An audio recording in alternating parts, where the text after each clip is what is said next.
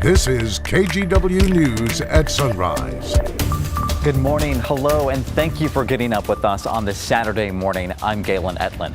It is 6 o'clock. Let's take a live look outside now at the Stoller Family Vineyards. It is beautiful out there. It's only about 55 degrees right now, but we are in for a spectacular weekend.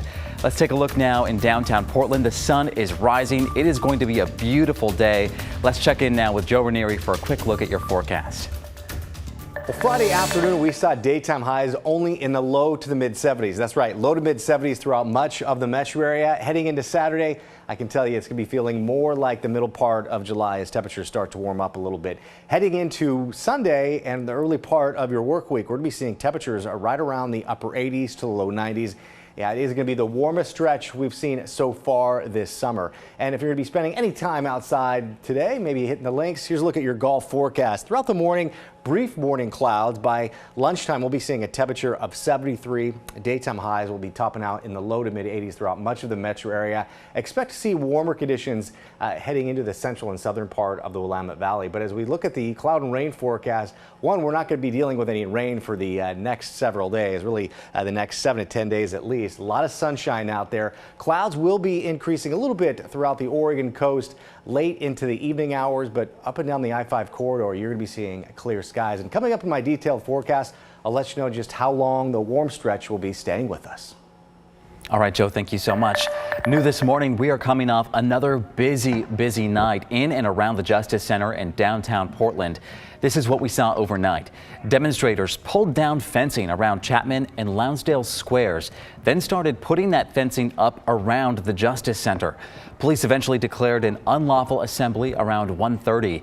The Portland Police Bureau says its officers did not fire tear gas at the crowd, but witnesses say federal officers did.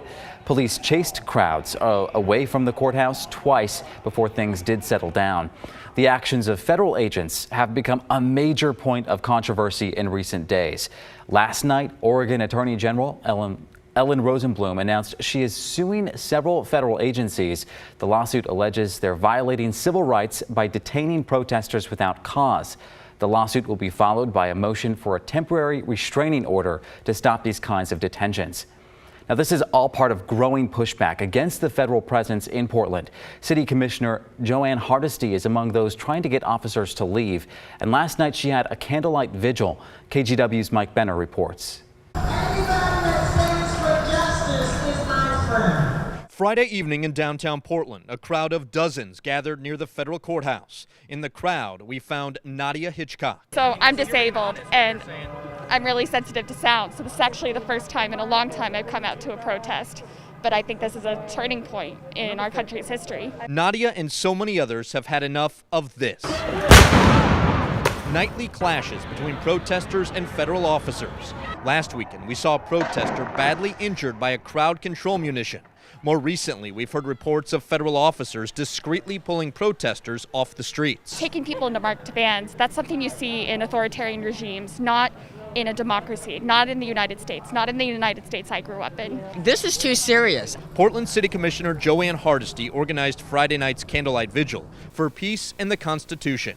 Hardesty is calling on federal officers to stop occupying city streets, adding that the community is not the enemy, nor are protesters. I cannot accept that we have armed militia people abusing our community members, and people at the highest levels of government are saying there's nothing we can do. If I'm going out fighting. I am not going out as a sheep. Hardesty is not alone in the fight, not even close. She's joined by many, including faith leaders. I'm deeply concerned by what has happened in Portland over the last couple of days. The federal police officers who have been in our city arresting people without due process. That can't continue. Nadia Hitchcock agrees, so much so that she traded in the comforts and safety of home for the corner of Southwest 3rd and Main. For me, I felt like it was time to step over my anxieties, step over whatever was holding me back, and at least show up and say, I'm with you, I support your First Amendment rights, and that I believe something has to change. This vigil, organized by Commissioner Hardesty, was peaceful and nonviolent. It is worth noting a guy did show up and he got in people's faces shouting expletives about Democrats and praise for the president. I'm Mike Benner, for KGW News. And Commissioner Hardesty now says she'd be open to becoming police commissioner if the mayor asks her to. And that's a role that she said she wanted nothing to do with in the past. But honestly, I think if he gave me the police bureau, we'd see a rush of retirement, and then we could start hiring the police force that we want.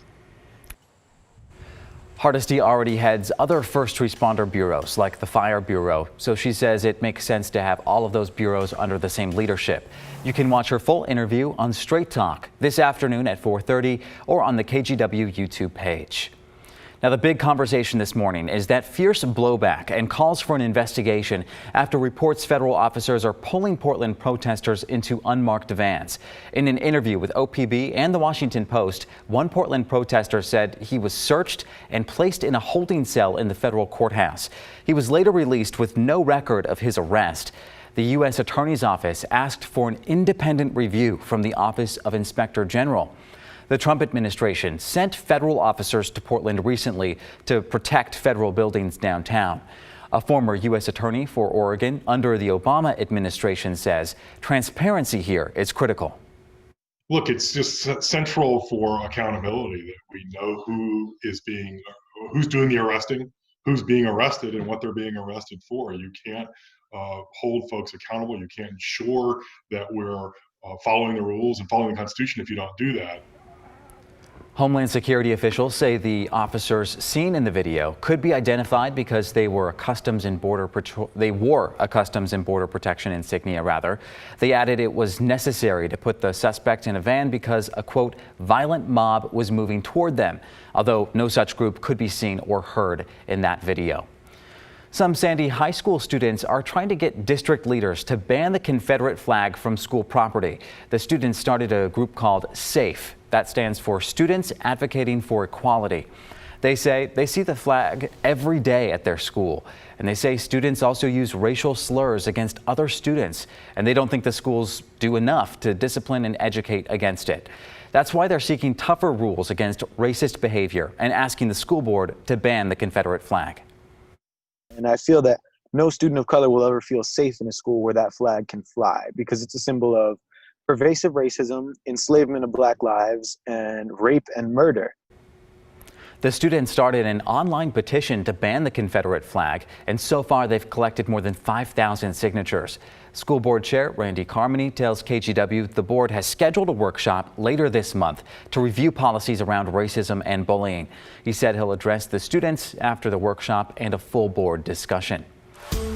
In the coronavirus pandemic, the Oregon Health Authority reported 307 new cases on Friday, and there are now almost 14,000 cases in the state. The daily record for new cases in Oregon is 437, set just on Thursday. And yesterday, OHA also reported 5 more people died, bringing the state total to 254. Officials say social gatherings are leading the rise in cases here, and they're starting to see the virus spread more within groups of younger people, too. Oregon Governor Kate Brown says she's watching those case numbers closely and that new closures are possible. She says the key factors to track are community spread, hospital capacity, and the rate infection is spreading. While shutting down businesses, again, would be devastating, it could happen.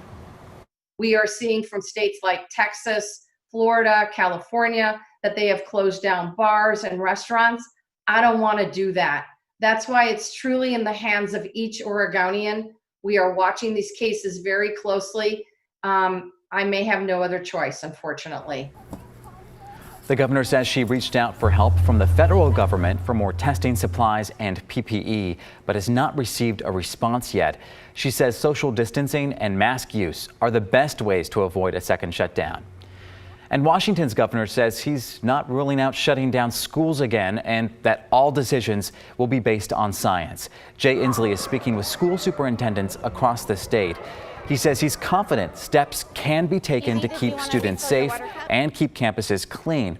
But he says if the state's COVID cases keep growing at a record rate, schools may have to go back online only.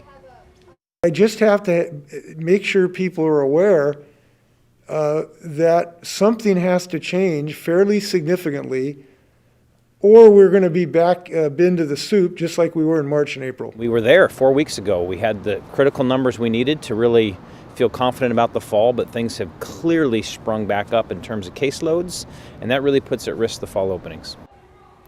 School districts will need to make sure they're social distancing, and they'll also have to have online options in case of outbreaks or for parents who do not want to send their kids back. We'll be right back after this.